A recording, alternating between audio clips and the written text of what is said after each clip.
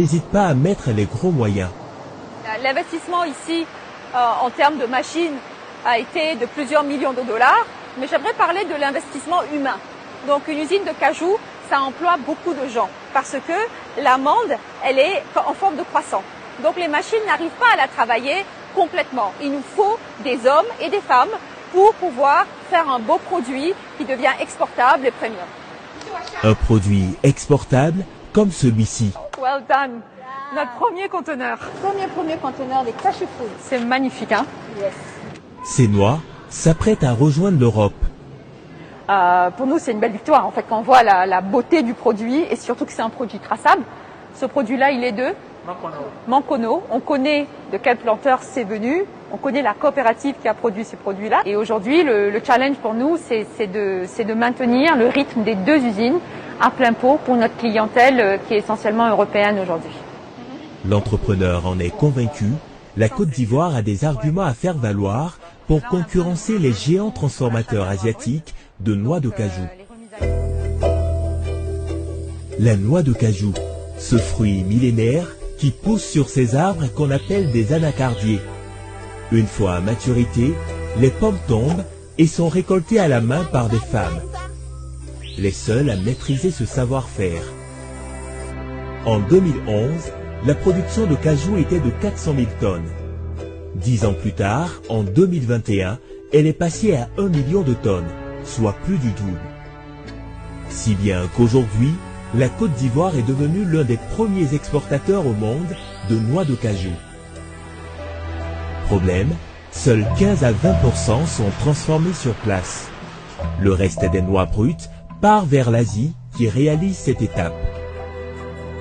L'État de Côte d'Ivoire entend booster la transformation locale en s'appuyant sur des industriels comme Salma Sitarou. Elle fait partie de ces hommes et de ces femmes qui ont décidé de changer les choses.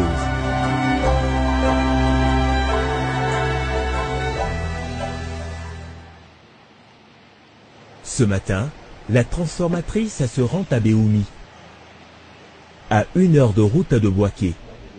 Son entreprise a réuni les présidents des 24 coopératives avec lesquelles elle travaille. Une rencontre qui prend des allures de meeting politique alors que s'ouvre la campagne de cajou. Que la vie coopérative va vous permettre de vous affranchir des intermédiaires, des personnes qui prennent votre argent simplement pour vous donner un accès au marché. Nous, on est là, c'est nous qui achetons et on est en face les uns des autres aujourd'hui. Il n'y a personne entre vous et nous. Et c'est ça qui va faire que l'ANACAD va continuer à fleurir en Côte d'Ivoire. Sans les personnes que vous voyez là, il n'y a pas d'ANACAD, il n'y a pas d'usine de transformation. Et nous, on a investi dans la transformation, mais il faut qu'on investisse dans toute la filière pour que ce qu'on produit, in fine, a une raison d'être.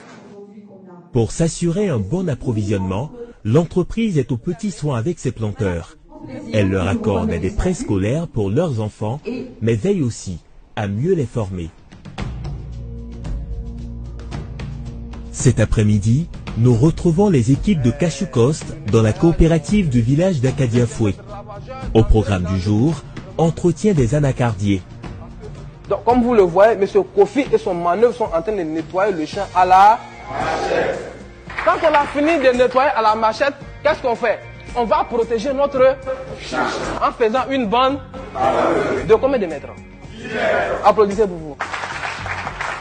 Nous organisons ce genre de formation avec les planteurs afin qu'ils puissent adopter les bonnes pratiques agricoles pour avoir un meilleur rendement et une bonne qualité de noix de cajou. Avec ces images, ils peuvent mieux comprendre et sans nous, ils peuvent facilement appliquer ces méthodes-là dans leur plantation. Après la théorie, place à la pratique sur cette plantation à 2 km de là. Yamo, yamo. Vous voyez, ils sont en train de nettoyer. Et pendant qu'ils nettoient, vous êtes derrière, vous éparpillez. Vous voyez, non? Vous éparpillez. Là, quand il va pleuvoir, ça va couvrir toute la plantation et ce déchet organique va nourrir le sol. Ce que j'ai appris au cours des formations, ça m'est très utile puisque j'ai mis en pratique et j'ai eu un bon rendement. Si Cashew Coast accorde une attention particulière à former les coopératives, c'est pour obtenir des noix de cajou biologiques, de bonne qualité, prêtes à être transformées. retour à l'usine de Boaké. Les noix sont triées selon leur calibre et chauffées à haute température dans ces machines. Pour avoir une belle couleur de l'amande de cajou, ça commence ici avec nos cuiseurs. Il est très important de le cuire à la bonne température. Donc ici, on est en train de cuire les noix à 98 degrés. Ça ne peut pas dépasser les 100 degrés. Sinon, ça impactera et la couleur et le niveau de brisure. Une fois sorties du cuiseur, les noix sont mises dans ces bacs pour refroidir pendant 48 heures. Puis, vient l'étape du décortiquage de la noix pour en libérer l'amande. Cette machine est capable de décortiquer 35 à 40 tonnes de noix par jour. Mais ce n'est pas tout. Dans la salle adjacente, ces femmes sont chargées d'enlever les dernières imperfections à la main pour obtenir une noix parfaite. Toutes les femmes ici, elles sont en train de faire le dernier finish à la main parce que les machines ne sont pas à 100% efficaces. Donc on a une petite partie des amandes dont les imperfections doivent être enlevées à la main. Vous voyez ici, il y a encore la pellicule que la machine n'a pas réussi à enlever. L'idée, c'est de ne pas casser l'amande, on enlève l'imperfection. Si l'amande, elle se brise, la valeur économique est diminuée. Et donc, pour être économique, une usine de noix de cajou doit forcément atteindre un maximum d'amandes entières. Traiter l'amande avec délicatesse afin d'éviter qu'elle ne se brise et s'assurer que le taux d'humidité est respecté. Des défis auxquels Salma et ses équipes sont confrontés au quotidien pour fabriquer une noix de qualité. Un des soucis qu'on a dans la transformation de noix de cajou, c'est l'infestation. Donc le niveau d'hygiène à maintenir est très important. C'est nettoyer les mains, nettoyer tous les recoins du bâtiment, faire de la maintenance de machines pour pas que l'infestation n'aille dans les amandes, par exemple. La noix de cajou, c'est 26 grades. 26 grades entre les amandes premium, qui sont les W320, qui sont les belles amandes que vous voyez ici. Et ça peut aller au piquet 2, qui sont des amandes entières aussi, mais avec des points. Vous voyez, et ce sont des piqûres d'insectes, par exemple, parce que comme c'est un produit naturel.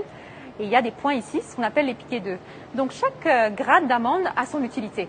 C'est-à-dire, par exemple, les amandes premium de ce type, elles sont torréfiées et mises en sac. Les amandes avec des taches, elles sont enrobées, par exemple, avec du chocolat ou avec des épices. Son usine d'Azaguier produit 10 000 tonnes de noix par an. L'objectif est le même avec cette nouvelle unité. Mais l'industriel ambitionne de transformer 40 000 tonnes d'ici 2025. Pour attirer davantage d'investisseurs,